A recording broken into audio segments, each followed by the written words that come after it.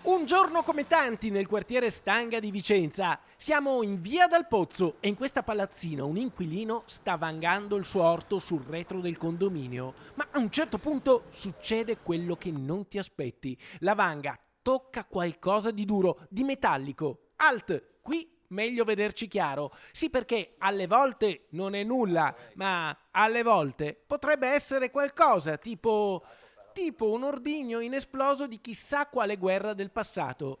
A raccontare questo episodio, come si farebbe tra amici o al bar, è il vicino di casa. Un cerchio rotondo no, no, cioè come un coperchio, diciamo, però non si sa. Non si sa, ma meglio non rischiare. Non sarebbe la prima volta che riemerge un ordigno del passato, ma non è nemmeno la prima volta che in questa zona i condomini fanno l'orto.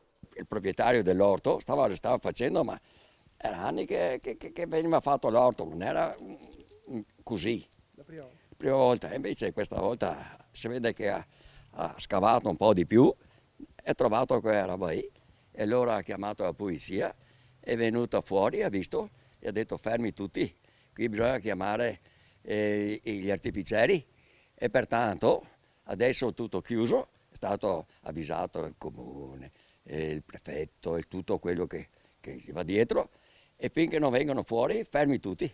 Insomma, adesso toccherà agli artificieri dire se si tratta di un ordigno oppure no. Nel frattempo la zona è stata interdetta per prudenza. È meglio che lì non ci metta le mani nessuno finché non si sa di cosa si tratta.